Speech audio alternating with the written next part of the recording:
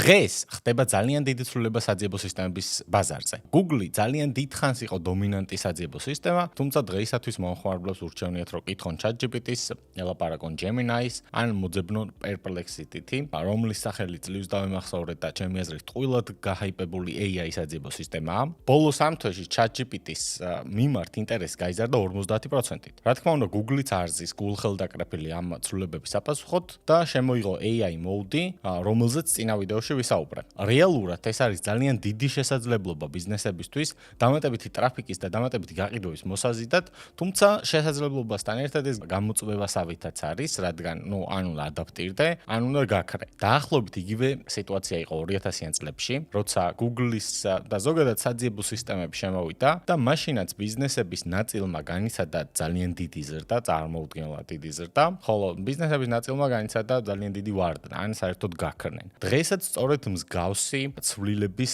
წინაშე ვდგავართ, რომელთანაც საჭირო ადაპტაცია. ჯერჯერობით არ არსებობს კონკრეტული blueprint-ი, რითიც შეგვიძლია რომ მოვახდინოთ ოპტიმიზაცია AI საძიებო სისტემებისთვის, ენობრივი მოდელებისთვის. ბევრი სხვა სახელი ქვია, ერთ სახელზეც არ არის ჯერჯერობით მსოფლიო შეჯერებული თუ რა უნდა ერქვას ამ ოპტიმიზაციას. ზოგი ეძახის GEOs, Generative Engine ოპტიმიზაციას. ზოგი ეძახის AEOs, Answers Engine-ებისთვის ოპტიმიზაციას. ზოგი ეძახის AI SEOs, ანუ უბრალოდ AI საძიებო სისტემების ოპტიმიზაცია. ჯერ ბაზარი არ ჩამოყალიბებულა, რა უნდა ერქვას მსგავსი ტიპის ოპტიმიზაციას, თუმცა დიდი მნიშვნელობა არ აქვს, რადგან ამასთან ადაპტაცია მაინც მოგვიწევს. თუმცა რაც ნათელია და ამ ტერმინს შემდეგში ძალიან ხშირად გაიგონებთ ბევრი სხვადასხვა ექსპერტისგან, search engine ოპტიმიზაცია ხდება search everywhere ოპტიმიზაცია. ანუ საკმარისი აღარ არის, რომ მხოლოდ Google-ში ან საძიებო სისტემებში იყოს თქვენი ვებსაიტი მოწინავე პოზიციებზე ან Google-ისთვის და საძიებო სისტემებისთვის იყოს ოპტიმიზირებული. თქვენ გჭირდებათ, რომ იყოთ ყველგან,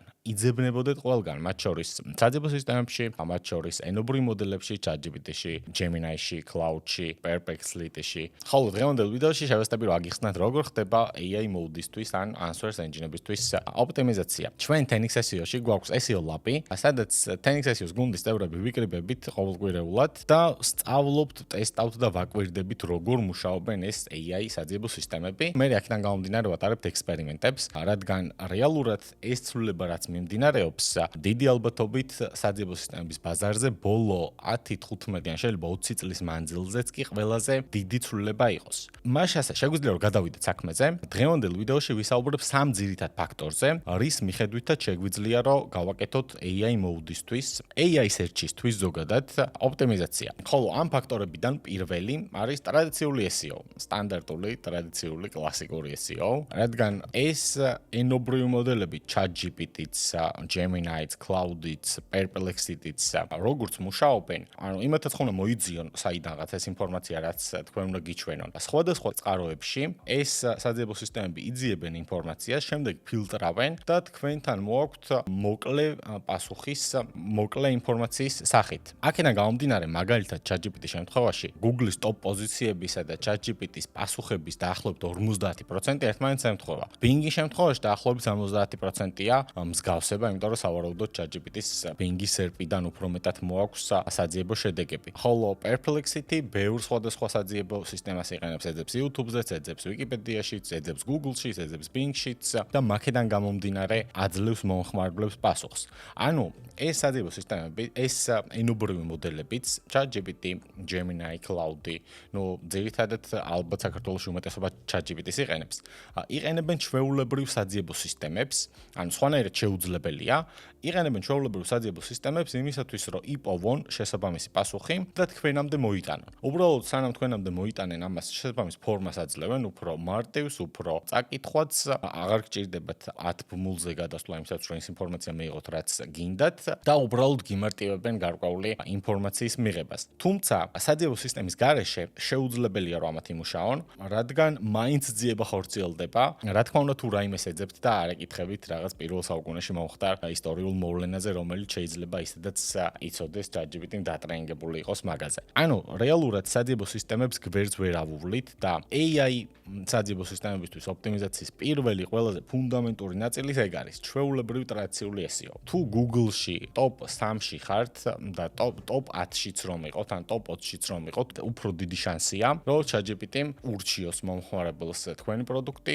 თქვენი სერვისი, გამოიტანოს და აჩვენოს თქვენი კონტენტი, ხოლო თუ პირველზე ხართ, მეორეზე, მესამეზე ან top 3-ში ხართ, რა თქმა უნდა, უფრო მეტი შანსია, რომ ChatGPT-შიც უფრო მაღლა ურჩიოს ამ პირველი თქვენი თავი ურჩიოს მომხმარებელს. აქედან გამომდინარე, პირველ რიგში, ანუ ტრადიციული SEO-ს ნაწილს ვერ ავწდებით უბრალოდ, ანუ ტრადიციული SEO-ს გარეშე AI საძიებო სისტემებისთვის ოპტიმიზაციას ვერ გავაკეთებთ. რადგან თუ არ ვიძებნებით Google-ში და სხვა საძიებო სისტემებში, აქედან გამომდინარე, დიდი ალბათობით ვერ მოხვდებით ChatGPT-ში, Gemini-ში ან ასე შემდეგ. ეს არის პირველი ფუნდამენტური ფაქტორი, ვინც უკვე აკეთებთ SEO-ს, ან ვინც უკვე იღებთ ტრაფიკს Google-დან ან Bing-დან, მათ ბევრად უფრო მარტივად შეგიძლიათ ადაპტაცია AI საძიებო სისტემებთანაც. ოკეი, ესე იგი, პირველი ფაქტორი არის ტრადიციული SEO და რაც უფრო მაღლა ვირანკებით სხვა საძიებო სისტემებში, მით უფრო მეტი შანსია, რომ ენობრივმა მოდელებმა თქვენი ბიზნესი, თქვენი პროდუქტი ურჩიოს მომხმარებელს, რაც სავსებით ლოგიკურია. ხოლო რაც შეეხება მეორე ფაქტორს, ეს არის კონტენტის უკეთესი სტრუქტურა. ვინც ტრადიციულად აკეთებთ SEO-ს,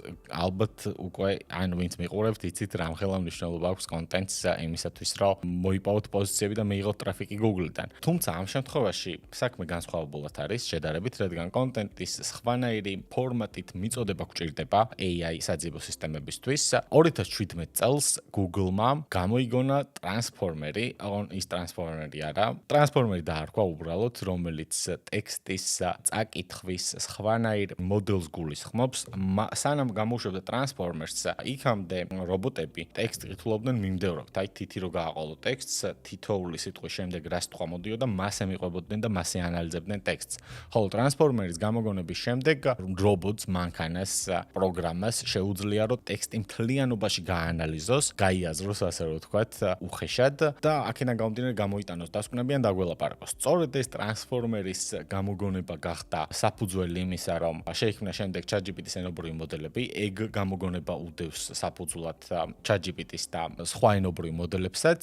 აქედან გამომდინარე, ისინი კონტენტს აღიქვავენ და ანალიზებენ სხვანაირად. კონტენტის ნაწილზე საკმაოდ ბევრი შემიძლია ვისაუბროთ, თუმცა ვესწრები რომ უფრო მოკლე და კონკრეტული რჩევები მოგცეთ. პირველ რიგში Google-ს საერთოდ სხვა რამე სჭირდება თქვენგან კონტენტის სახით. Google-ისთვის და SEO-ისთვის თქვენ შეიძლება გჭირდებოდეთ დაწეროთ 2000 სიტყვიანი, 2500 სიტყვიანი დიდი სტატია რაღაც კონკრეტული keyword-ის ან კონკრეტული თემატიკის შესახებ, რათა იმ keyword-ზე და იმ თემატიკაში ყველაზე კარგი, ყველაზე ინფორმაციული, ყველაზე დიდი, ყველაზე ავტორიტეტული სტატია თქვენ გქონდეთ და მოიპოვოთ პოზიცია. ხოლო ენობრივ მოდელებს არ სჭირდებათ რომ თქვენი კონტენტი იყოს ძალიან გრძელი და უაზრო და სიტყვები და წინადადებები და აზრები იყოს გამეორებული რამოდენიმეჯერ. ენობრივ მოდელებს სჭირდებათ რომ მიიღონ მკაფიო პასუხი პირველ რამოდენიმე წინადადებაში, კონტენტი იყოს კარგად დაყოფილი პუნქტებად, უმჯობესად იქნება თუ უპასუხებს ყველა შესაძლო შეკითხვას, რაც მომხმარებელს შეიძლება რომ გაუჩნდეს, იმიტომ რომ ძირითადად ChatGPT-ს კითხვებს უსვამენ ხოლმე, ან სხვა ენობრივ მოდელებს კითხვებს უსვამენ ხოლმე და თქვენს კონტენტში კარგი იქნება თუ ჩასვავთ კითხვა-პასუხს, how to სტილის ჩაშლებს და მსგავსი ტიპის დანამატებს, რადგან მომხმარებლები სწორედ მაგას ეკითხებიან რეალურად ჩატს. პუნქტები მაქსიმალურად მკაფიოდ უნდა იყოს გამოყოფილი და უნდა იყოს მარტივად კითხვადი. კარგი იქნება თუ მეხუთე, მეშვიდე, მერვე კლასელ სკოლის მოსწავლესაც კი შეიძლება თქვენი კონტენტის გააზრება და იქიდან პასუხების გამოტანა. ანუ მარტივი უნდა იყოს დაწერილი. ეს რაც შეეხება ზოგადად basic რჩევებს. რაც შეგიძლიათ რომ გააკეთოთ გარდა ტრადიციული SEO-ისთვის დაწერილი სტატიებისა, დასაწყისში შეგიძლიათ რომ ჩაამატოთ სპეციალურად AI-ისთვის, AI agent-ების ბოტებისთვის განკუთვნილი კონტენტი. სადაც დასაწყისშივე ძალიან მარტივად ისაუბრებთ, მარტივად გადმოსცემთ რის შესახებ არის მთლიანი სტატია. შესაძლოა რომ გქონდეთ არჩევი ან პუნქტებად გქონდეთ ჩამოწერილი თემატიკები და ქვესათაურები. ასევე კარგი იქნება თუ კონტენტს გამდიდრებთ ბევრი სხვადასხვა ტიპის მასალით, სურათებით, YouTube-ის ვიდეოებით, იმიტომ რომ საკმაოდ ხშირად სხვადასხვა საძიებო სისტემები, სხვადასხვა ენობრივი მოდელები ძიებისთვის YouTube-საც იყენებენ. ეს რაც შეეხება ზოგად რჩევებს კონტენტთან დაკავშირებით. რაც მთავარია, თქვენი კონტენტი უნდა იყოს ისეთი, რისი გაკეთება გაკეთებაც AI-ს ამ ეტაპზე არ შეუძლია. თუ თქვენი კონტენტი იქნება ისეთივე, როგორიც ყველა სხვა ვებსაიტის კონტენტია, უბრალოდ სხვა ატისტატიდან გაანალიზებთ, გამოიტანთ შინაარსს და დაწერთ იგივეს, რატომ უნდა ურჩიოს თქვენი კონტენტი AI მომხმარებელს?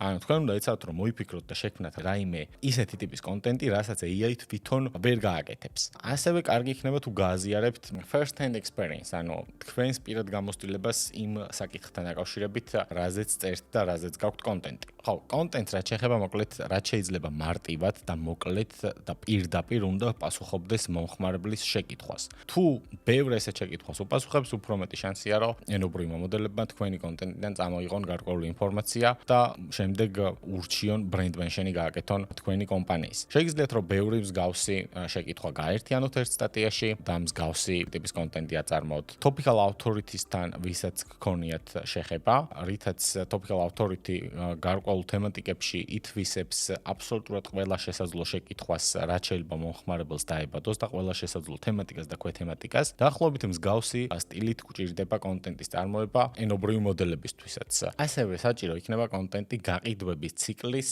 აბსოლუტურად ყველა ეტაპისთვის, ეგეც თქვენთვის უმჯობესი იქნება. დაგჭირდებათ კონტენტი მომხმარებლებისთვის, რომლებმაც საერთოდ არ იციან თქვენი პროდუქტის შესახებ, მომხმარებლებისთვის, რომელთაც იციან, თუმცა განიხილავენ სხვა კომპანიებსაც, მომხმარებლებისთვის, რომლებიც გადაწყვეტილების მიღების რაღაც ფაზაში არიან.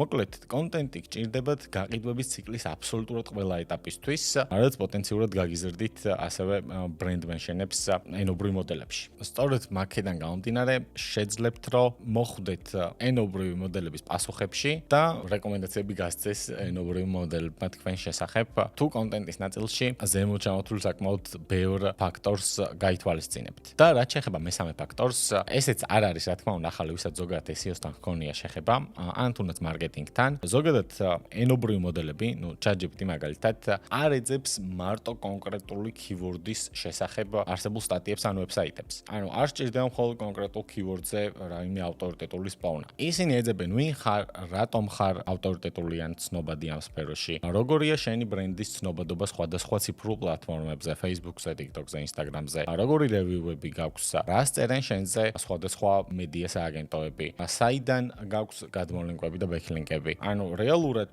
აქაც ბევრი არაფერი არ შეცვლილა, რადგან ეს ყველაფერი SEO-ს ფაქტორებია იდეაში, თუმცა სხვაობა ტრადიციულ SEO-სთან მიმართებაში ის არის, რომ კონკრეტულ keyword-ზე SEO-თი შეგიძლიათ რომ მოიპოვოთ ავტორიტეტი და Google-ს აჩვენოთ, რომ იმ keyword-ზე ყველაზე ავტორიტეტული თქვენ ხართ. ხოლო ამ შემთხვევაში გჭირდებათ, რომ მთლიანად ბრენდის პოზიციონირება მოახდინოთ, როგორც სანდო წყარო. და აქედან გამომდინარე, უნდა ურჩიოს შემდეგ თქვენი ბრენდი მომხმარებლებს ChatGPT მაგალითად. ChatGPT-სა და Google-ის AI mode-ისთვის ეგრე პირდაპირ ვერ დაოპტიმიზირებთ. იმიტომ რომ ისინი ინფორმაციას იღებენ სხვა წყაროებიდან. ამიტომ უნდა ეცადოთ, რომ ზოგადად სხვა წყაროებისთვის დაოპტიმიზიროთ თქვენი კონტენტი, თქვენი ვებსაიტი, მოიპოვოთ ავტორიტეტი და აქედან გამომდინარე მოხვდებით ენობრივი მოდელების რეკომენდაციებშიც.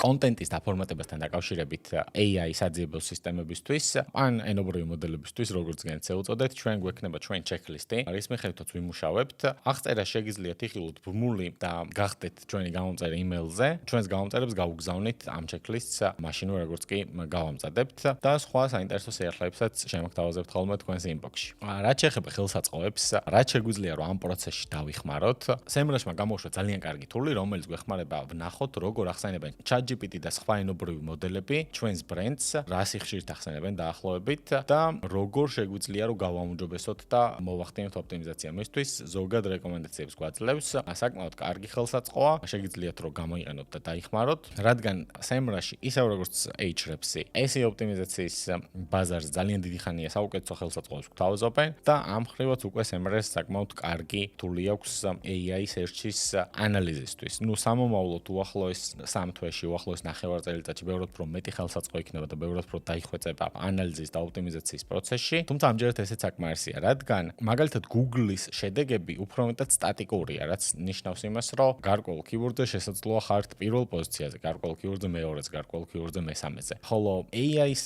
search-ის შედეგები არ არის მაინც და მაინც სტატიკური. შესაძლოა რომ ზოგიერთ მომხმარებელს ზოგიერთი ლოკაციიდან ურჩიოს თქვენი კომპანია, ზოგიერთ საერთოდ არ ურჩიოს. AI-ის პასუხები უფრო მეტად პერსონალიზებულია, დამოკიდებული დამოკიდებულია კონკრეტული მომხმარებლის ჩათის ისტორიაზე, შესაძლოა რომ დამოკიდებული იყოს მისი პიროვნების მოდელზეც, ან მის კონკრეტულ განვითარების ეტაპზე, რაც ცხოვრებაში აქვს, ეგენი ზუსტად არ ვიცი. თუმცა AI-ის შედეგები არ არის ბოლომდე სტატიკური. რითაც შეგიძლიათ რომ გაზომოთ რა შედეგს იღებთ რეალურად ChatGPT-ისთვის ოპტიმიზირებით, მაგალითად, არის, ერთი შეგიძლიათ რომ Google Analytics-ში ნახოთ ტრაფიკი და სამომავლოდ უფრო მეტად გარდა ახლა Google-ში მაგალითად თუ ზომავთ მიღებულ ორგანულ კლიკებს, ტრაფიკს, ლიდებს ან ასე შემდეგ, სამომავლოდ დიდი ალბათობით ყველაფერი გაიზომება პირდაპირ ბიზნესისთვის მიღებულ შემოსავალში, კონვერტაციებში და საბოლოო შედეგში, რადგან შესაძლოა რომ ძალიან გართულდეს სხვა ტიპის მონაცემების ტრეკინგი. და ბოლოს, რას მოგვიტანს ეს ცვლილება? მიუხედავად იმისა, რომ ინფორმაციულ keyword-ებზე ძებნები დაიკლებს, ანუ ბიზნეს რეალურად დააკლდება ტრაფიკი, თქვენს ვებსაიტებზე წესით არ იგით უნდა შემცირდეს მომხმარებლების გადმოსვლა. კარგი ის არის, რომ მომხმარებლები აქამდე რასაც ყიდულობდნენ და რამდენსაც ყიდულობდნენ, ისევ იმდენს იყიდიან და რეალურად შემოსავლის კუთხით ბევრი არაფერი არ უნდა შეიცვალოს. ერთადერთი შეიძლება ბიზნესებმა დაკარგონ ტრაფიკი, ინფორმაციული ტიპის მომხმარებლები, რომელთაც უბრალოდ ინფორმაცია აინტერესებთ, რაც სავსებით ნორმალურია. ზოგადად მსგავსი ცვლილებები ყოველთვის ხდება ხოლმე, რაც შესაძლებლობაა, რადგან ან უნდა ადაპტირდეთ ამ ტიპის შესაძლებლობის დროს, ან უნდა გაქრეთ. ხოლო მსგავსი ტიპის ენობრივ მოდელებთან ოპტიმიზაციის ნაწილში ჯერჯერობით ძალიან ბევრი ანალიზის შემდეგ ისევ SEO რჩება საუკეთესო გზად, იმიტომ რომ თუ არ გაქვთ გაკეთებული SEO, აზრი არ აქვს AI საძიებო სისტემებისთვის ოპტიმიზაციას. ფუნდამენტი ეგ რჩება და მაქედან უნდა დაიწყოთ. და ბოლოს, მსგავსი ცვლილებებისას არ უნდა ინერვიულოთ, უბრალოდ უნდა ადაპტირდეთ. ვინც ყველაზე სწრაფად შეძლებს ადაპტაციას ამასთან, ის მოიპოვებს კონკურენტულ უპირატესობას. მიუხედავად იმისა, რომ აუცილებლად შემცირდება თქვენი ვებსაიტების ტრაფიკი, შემცირდება მხოლოდ ინფორმაციული ტიპის ტრაფიკი და მომხმარებლები რამდენსაც ყიდულობდნენ და რასაც ყიდულობდნენ, იგივეს და იგივე რაოდენობით იყიდიან. ანუ წესით გაყიდვები არ უნდა შეგიმცირდეთ, თუმცა ტრაფიკი აუცილებლად შემცირდება ამ ცვლილებების შემდეგ, რაც ნორმალურია. ასევე, რადასკვნად შეგვიძლია რომ გამოვიტანოთ AI სისტემებისთვის ოპტიმიზაციის ფუნდამენტად მაინც SEO რჩება, რადგან როგორც ვიდეოს დასაწყისში ავხსენი, საიდანღაც უნდა მოიძიონ ამ ენობრივმა მოდელებმა ინფორმაცია. ასე რომ თუ გსურთ რომ გააკეთოთ SEO მაქსიმალურად პროფესიონალურად, მიიღოთ უმაღლესი დონის სერვისი საქართველოში, შეგიძლიათ რომ მოგმართოთ ჩვენ და ჩანიშნოთ გაცნობითი ზარი ჩვენთან. მადლობა ყურადღებისთვის, გამოიწერეთ არხი.